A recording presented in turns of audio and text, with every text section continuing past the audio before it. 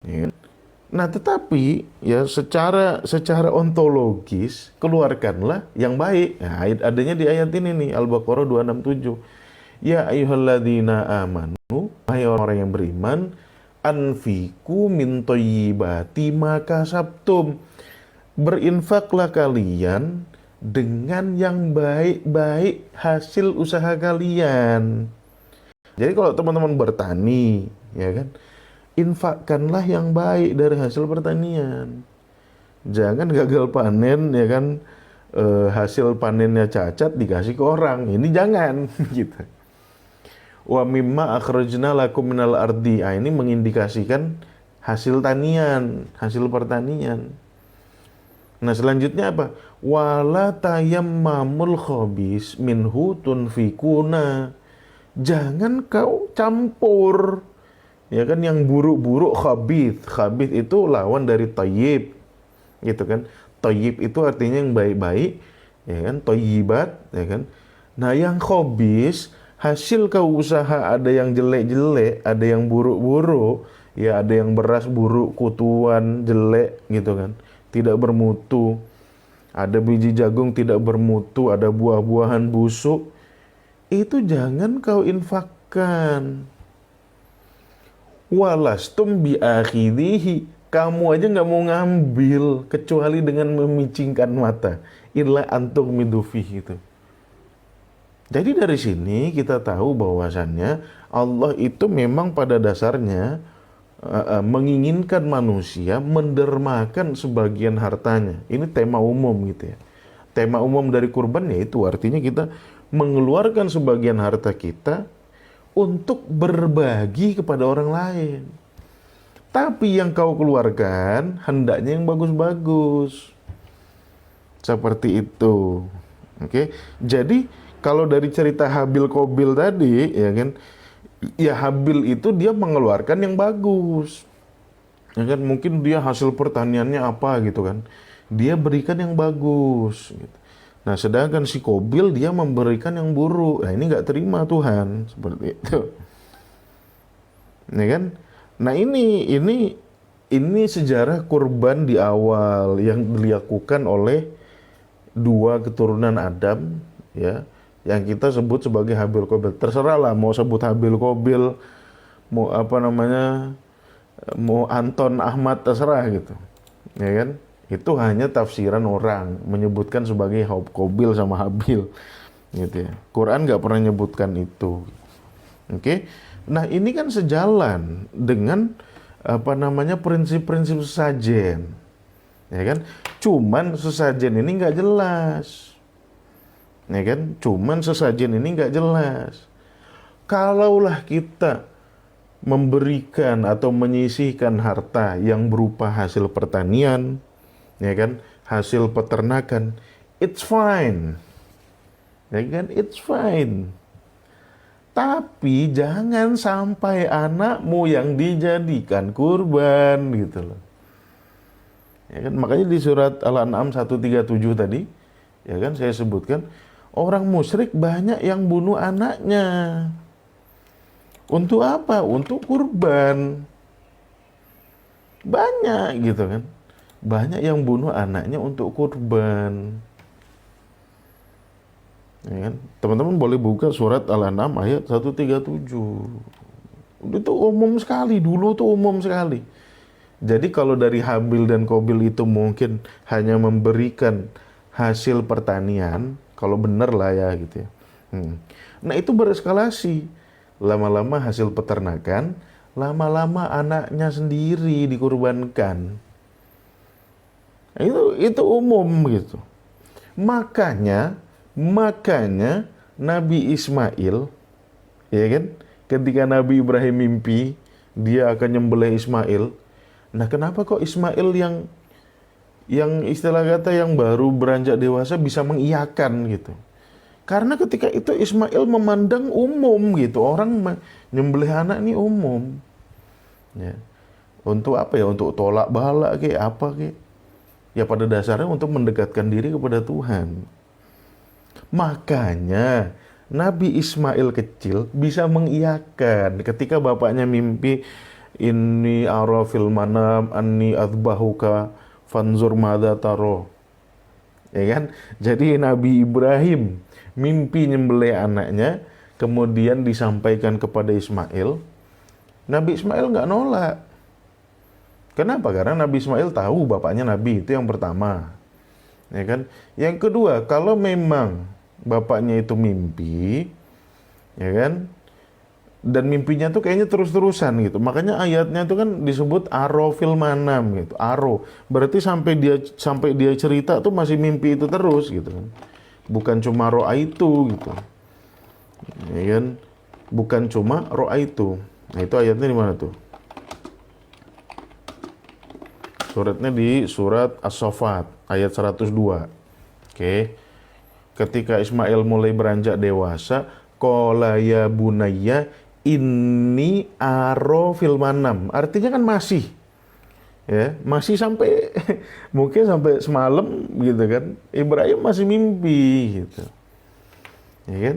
Ini pun pernah saya bahas di video TikTok bahwasannya mimpi Ibrahim itu bukan wahyu.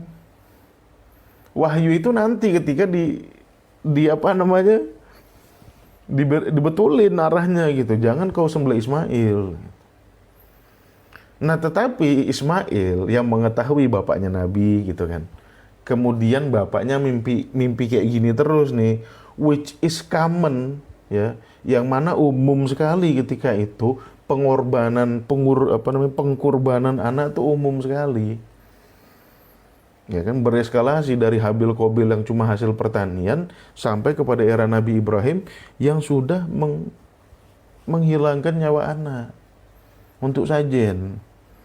Gitu. Makanya Ismail, ya kan, kalau kita anak zaman sekarang pasti nolak. Ya jelas gitu, karena udah nggak masuk akal kayak gitu.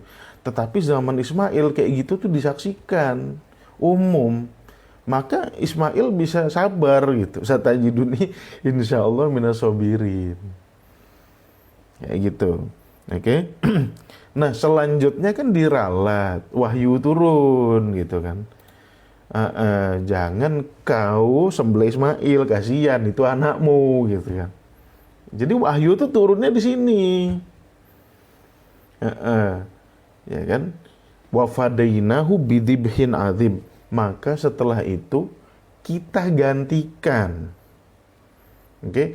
Jadi inisiatif manusia untuk berbagi bagus, ya kan? Untuk nyembelih hewan ternak bagus. Oke? Bagus gitu. Tetapi jangan dibuang ke sembarang tempat. Gitu. Tapi jangan juga sampai nyembelih anaknya. Itu yang nggak bagus. Gitu. Jadi udah dibatasin sama Tuhan. Jangan lo sembelih anak lo. Gitu. Ya kan? Lo kalau mau kurban-kurbanan pakai hewan yang namanya al-an'am. Ya kan? Baru di sini diatur sama Allah. Diatur di surat Al-Hajj ayat 34. Oke, surat Al-Hajj ayat 34. Loh, kok perintah kurban ada di surat Al-Hajj? Ya iyalah, perintah kurban itu kan bertepatan sama ibadah haji. Nah, di surat Al-Hajj, di sini Allah membuat batasan yang jelas.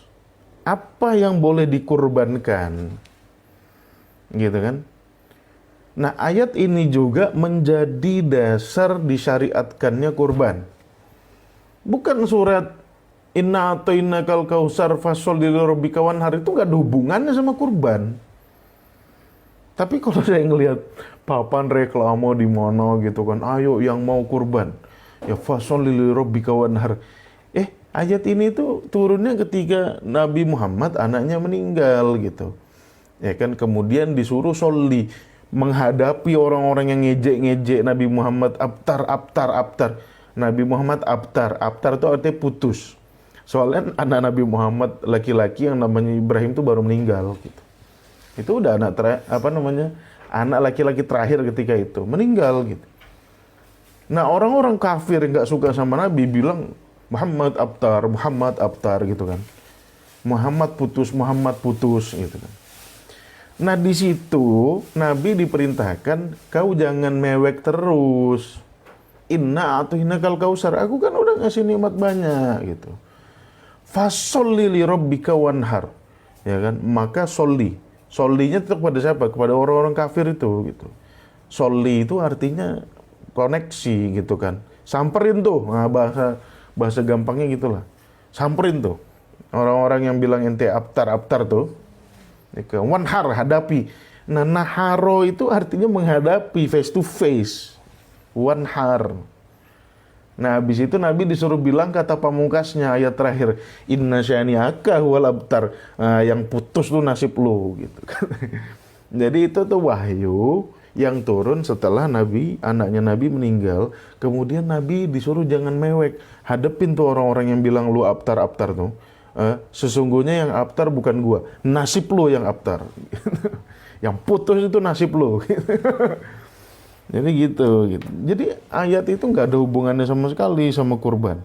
Nah, ayat yang menjadi dasar kurban apa? Ya surat Al-Hajj ayat 34. Walikulli ummatin ja'alna mansakan. Aku jadikan sebuah mansak, sebuah ritual. Apa ritualnya? Liyadhkurusmallah ala ma razaqahum min bahimatil an'am, agar mereka mengingat asma Allah atas rezeki yang Allah telah limpahkan kepada mereka dari hewan-hewan an'am ini, gitu. Ya. Hewan ternak. Loh, kok hewan ternak dimaknai al-an'am terus kita berkorban pakai ayam nggak boleh? Lah karena ayam bukan an'am, gitu. Loh, ini lu ngawur lagi tat, gitu. An'am itu kan hewan ternak. Lah ayam artinya hewan ternak. Berarti boleh dong kurban pakai ayam. Ayam tuh bukan an'am. Bahkan an'am sendiri itu artinya bukan hewan ternak secara keseluruhan, bukan. Ya, ini kadang-kadang ada orang yang bikin pengertian sendiri gitu. Oh, al-an'am itu termasuk babi. Mata nih babi.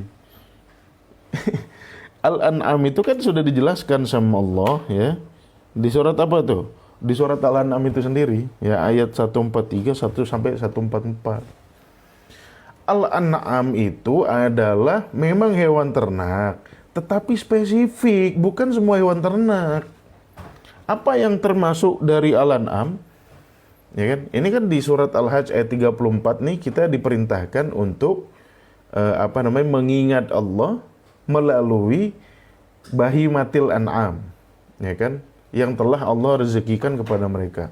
Oke. Nah, kalau kita buka surat Al-An'am, ya kan, ayat 143. Nah, di situ Allah menyebutkan samaniyata azwaj. Ya kan?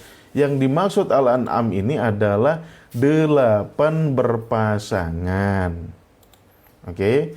Apa aja tuh 8 berpasangan? Minadh-dha'ni itsnain. Sepasang domba. Jadi hewan-hewan yang dijadikan kurban, kenapa spesifik cuma 4 spesies? Ya karena memang perintahnya ini, gitu. Ya kan, Allah nyuruh kita memberikan an'am, gitu kan. Kemudian an'am itu adalah sama niyata azwaj, 8 berpasangan. 8 berpasangan itu artinya 4 spesies doang, gitu. Ya kan? Sepasang domba, domba, wa minal ma'az isnain, sepasang kambing. Jadi yang dikorbankan itu kambing, domba. Oke. Kemudian di ayat setelahnya wa minal ibil isnain wa minal bakor isnain. Jadi kambing, domba, kambing, unta, lembu. Udah 4 ini yang dimaksud Al-An'am. Ayam bukan, makanya nggak bisa berkorban pakai ayam, gitu. Ya kan, bukan an'am dia, gitu. Nah, jadi kurban itu sudah mulai dispesifikan, ya. Dulu mungkin ada yang pakai hasil tani apa segala macam. Itu udah masuknya bab-bab infak, bab-bab zakat tuh. Nah, kalau hewan ternak, ya kan. Nah, kalau hewan ternak ini spesifiknya kurban, gitu. Ya kan? Seperti itu. Oke. Nah, yang dimaksud kurban, balik lagi ke surat Al-Hajj ayat 34 tadi, ya, Allah memerintahkan kita ritual dengan apa yang telah Allah berikan dari hewan-hewan al-an'am. Ya kan? Jadi sebetulnya al-an'am itu tidak utuh maknanya hewan ternak, bukan. Karena kalau kita telusuri dari segi bahasa, ya, an'am itu jamak, ya kan? Jamak gitu. Kata tunggalnya apa? Na'amun. Loh, na'amun itu kan artinya iya gitu dalam bahasa Arab. Bukan. Kalau iya itu na'am, mimnya sukun gitu. Na'am gitu. Nah, kalau yang al-an'am nih, ya kan ada yang di surat ke-6 juga al-an'am tuh, itu na'amun, mimnya itu dhammatain. Na'amun, na'amun tunggal, jamaknya an'amun. Ya kan? Nah, na'amun itu berasal dari kata ni'matun, na'ama, kenikmatan. Ya kan? Nah, kenapa 4 spesies ini dikatakan sebagai yang nikmat? Jadi al-an'am itu maknanya bukan hewan ternak, maknanya adalah yang nikmat. Kenapa 4 hewan ini disebut sebagai al-an'am? Ya, kalau ini dari saya nih. Jadi saya bedakan. Jadi mana yang dari Quran, mana yang dari saya. Kalau ini dari saya nih gitu. Jadi hikmahnya itu gini, teman-teman. 4 spesies yang saya sebutkan tadi tuh, domba, kambing, sapi, unta, mereka ini kan bukan karnivora gitu. Ya kan, bukan karnivora. Ya, artinya apa? Artinya, dan apa yang mereka makan juga ya, dan apa yang mereka makan, mereka kan makan rumput gitu kan, makan rumput liar gitu kan, ya kan. Nah, artinya mereka itu bukan saingan manusia dalam hal konsumsi. Kan nggak ada manusia makan rumput gitu ya. Sedangkan mereka makan rumput. Tidak seperti ayam contohnya. Ayam itu kan makan makanan yang dimakan juga oleh manusia gitu. Ya kan, kalau mereka makan beras gitu. Nah, kita kan ya makan beras juga, cuman diolah dulu jadi nasi gitu kan. Seperti itu. Ya kan? Jadi walaupun 4 spesies ini ya makan dari rumput yang tidak juga dikonsumsi oleh manusia, tetapi dari hasil mereka makan itu badannya gede-gede gitu. Artinya apa? Dagingnya banyak, dapat dikonsumsi oleh banyak orang. Ya kan? Kayaknya nggak ada lah orang yang kuat makan 1 kambing, 1 sapi sendirian, itu nggak ada gitu. Tetapi dengan makan rumput aja tuh dia bisa menghidupi banyak orang. Makanya dia disebut an'am seperti itu. Nah, kalau ini pendapat pribadi saya gitu. Tapi ya mau diartikan apa lagi, ya cuma itu aja kemungkinannya gitu kan. Kenapa hewan-hewan itu disebut dengan al-an'am dari kata na'amun yang makna dasarnya adalah ni'matun, kenikmatan, seperti itu. Oke? Nah, jadi dari sini kita sudah mulai bisa memetakan ya bahwasannya kurban itu mulainya dari Habil Qabil, ya kan, sebagai inisiatif dari manusia, cuman nanti diarahkan sama Allah. Apa yang diarahkan? Pertama kondisi apa yang dikurbankan. Ya, kondisi apa yang dikurbankan ini harus baik. Kau nggak boleh mengkurbankan atau mengeluarkan sesuatu yang kita sendiri makainya nggak mau, gitu kan. Makannya nggak mau, buah busuk kasih orang, itu nggak boleh, gitu kan. Hewan cacat dikurbankan nggak boleh, gitu ya. Nah, kemudian bereskalasi dari hasil tani, ternak, sampai anak. Nah, ini dibatasi sama Allah. Jangan kau kurbankan anakmu. Ya kan? Terjadilah peristiwa Ibrahim sama Ismail. Oke. Nah, setelah itu dipatok. Jadi yang dikurbankan itu hanya hewan-hewan al-an'am tadi. Ya kan? Domba, kambing, sapi, unta. Udah mulai spesifik tuh gitu kan. Oke. Nah, sekarang yang diatur juga sama Tuhan adalah distribusinya. Ya kan? Jangan kita potong kepala kambingnya dibuang di pantai. Ya kan? Ini mubazir namanya, buang-buang makanan. Ya. Kenapa harus distribusi? Ya kan? Ya karena kan Allah nggak butuh apa-apa.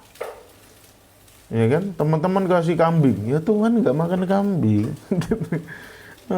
Nggak butuh apa-apa. Gonion anil alamin lah, udah. Ya kan? Makanya di surat Al-Hajj juga masih di rentetan surat yang sama tuh, ya kan? Di surat Al-Hajj ayat 36, ya kan? Ini Allah ngajarkan kita kemana distribusi hewan-hewan yang sudah kita sembelih, yang sudah kita dermakan, kemana distribusinya. Ya kan? Fa'idha wajabat junubuha, ketika hewan-hewan itu sudah metong, gitu kan, fakulu minha, kau makan nggak apa-apa.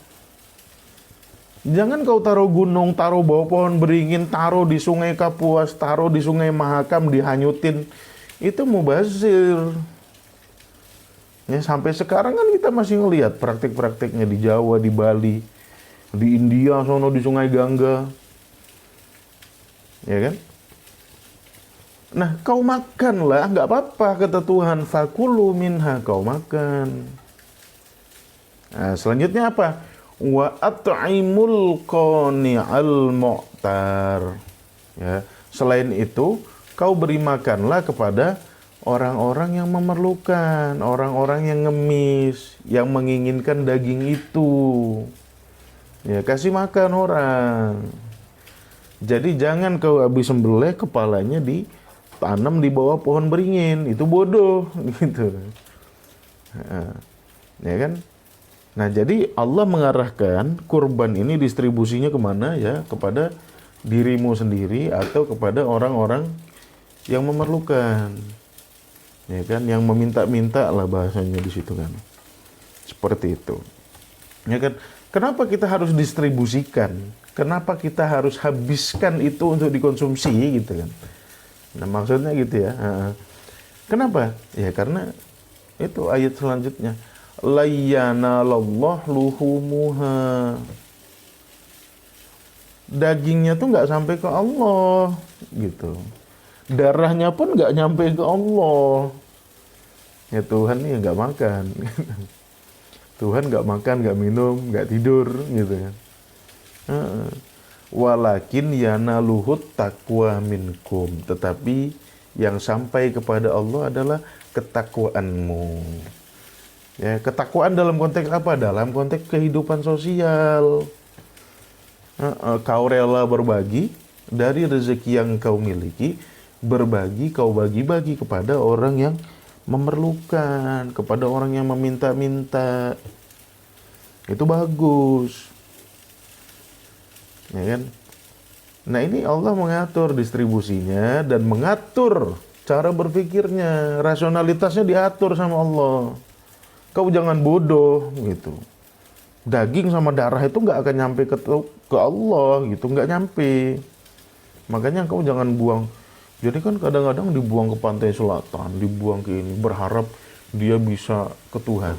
Mbahmu gitu, nggak nyampe ke Tuhan gitu kan. Yang nyampe adalah ketakwaannya. Lah terus daging sama darahnya ya, kalau darah kan haram gitu kan. Kalau daging kau makanlah, kasih orang-orang yang memerlukan, seperti itu. Ya kan? Nah, jadi ini loh sejarah. Jadi kalau teman-teman mau cari landasan kurban tuh carinya di surat Al-Hajj ya. Teman-teman yang punya lembaga amil zakat, yang punya masjid-masjid, jangan lagi kasih ayat fasolillahu bika wanhar, malu-maluin. Nggak ada hubungannya itu sama kurban. Gitu. Ya memang ayatnya pendek sih, enak kalau ditaruh di banner gitu. Tetapi itu nggak ada hubungannya sama sekali gitu. Ya kan? Yang ada hubungannya apa nih? Nah ini teman-teman buka aja nih surat Al-Hajj ayat 34 sampai ayat 37. Makanya kalau di banner tuh nggak usah kasih ayat lah, udah tahu orang-orang tuh gitu kan. Seperti itu. Ya kan? Nah jadi itu sejarah kurban. Dari mulai Habil Qabil yang berawal dari inisiatif sendiri, Tuhan ngarahkan, ya kan? Apa aja yang diarahkan, komoditinya, ya kan? Apa yang dikorbankan, ya kan? Kemudian ketika bereskalasi mengorbankan anak dipotong, di-cut sama Allah, jangan sampai korbankan anak, ya kan? Kemudian apa yang dikorbankan? Itu al-an'am yang dikorbankan. Apa itu? Domba, kambing, sapi, unta, gitu kan. Nah, habis disembelih gimana? Ya kau makan, kau kasih kepada orang-orang yang memerlukan. Daging dan darahnya tidak sampai kepada Allah, tetapi yang sampai kepada Allah adalah ketakwaanmu, kesediaanmu untuk berbagi buat orang lain. Itu yang sampai kepada Allah begitu. Oke. Nah, selain daripada rentetan ini ya, mungkin teman-teman juga menyadari adanya kurban Nabi Musa. Ya, kurban Nabi Musa. Apa tuh kurban Nabi Musa? Baru denger gue gitu. Sama gue juga baru denger. Iya. Kurban Nabi Musa itu teman-teman bisa ngeliat di surat Al-Baqarah ayat 67. Oke. Nah, apa itu kurban Nabi Musa? Kurban Nabi Musa itu adalah perintah Nabi Musa, ya kan, untuk menyuruh kaumnya nyembelih sapi betina. Oke, di situ kan di ayatnya itu idz qala Musa liqaumihi, ketika Musa berkata kepada kaumnya, innallaha ya'murukum an tadhbahu baqarah. Allah nyuruh kalian nyembelih baqarah. Nah, kalau kurbannya Musa spesifik. Kok kurbannya Musa bukan Al-An'am, tapi Baqarah gitu. Spesifik gitu. Kalau kenapa? Nah, teman-teman ada yang tahu nggak? Kenapa kurban umat Nabi Musa, kaum Nabi Musa itu spesifik Baqarah, sapi betina? Kenapa? Tahu nggak? Karena sebelumnya, ini emang biadab nih, ya kan? Apa namanya, kaumnya Nabi Musa tuh biadab. Karena ketika mereka berhasil selamat dari kejaran Fir'aun gitu kan, kemudian Nabi Musa menerima wahyu, ya kan, di Tur Sinai 40 hari. Begitu Nabi Musa balik ke kaumnya sudah nyembah patung sapi. Kurang ajar nih. Ya kan, nenek moyang Israel tuh gitu.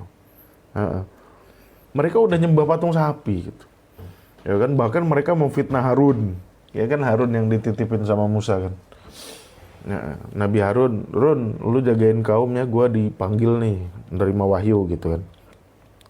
Nah, begitu Nabi Musa balik, nyembah sapi betina gitu. Bukan nyembah sapinya, nyembah patung sapi betina.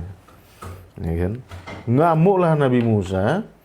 Nah, kemudian di suatu hari disuruhlah atau diperintahkanlah Nabi Musa agar kaumnya berkurban dengan Baqarah. Jadi dari sini teman-teman paham ya, garis benang merahnya ya. Kenapa Nabi Musa kenapa Nabi Musa dapat wahyu ya, dapat perintah dari Allah agar kaumnya menyembelih Baqarah. Ya kan? Habis itu kaumnya kan marah tuh. Qalu atattakhiduna huzwa. Kau anggap kita bodoh. Nah, kenapa mereka tersinggung disuruh nyembelih Baqarah? Karena sebelumnya mereka menuhankan itu.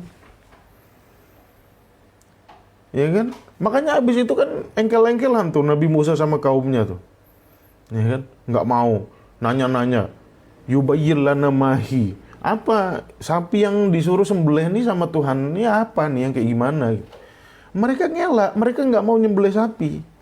Karena mereka punya rasa hormat terhadap sapi, yang mana sapi itu pernah dijadikan sebagai Tuhan gitu. Ya kan?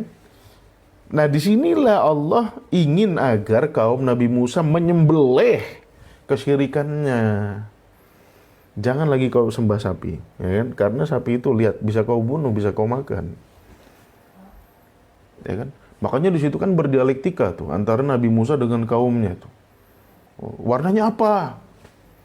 Ya kan? Umurnya berapa? Gitu kan. Sampai engkel-engkelan gitu. Warnanya apa? Ya kan? Kuning, yang penting inilah enak dilihat gitu kan. Umurnya berapa gitu kan. Ya kan?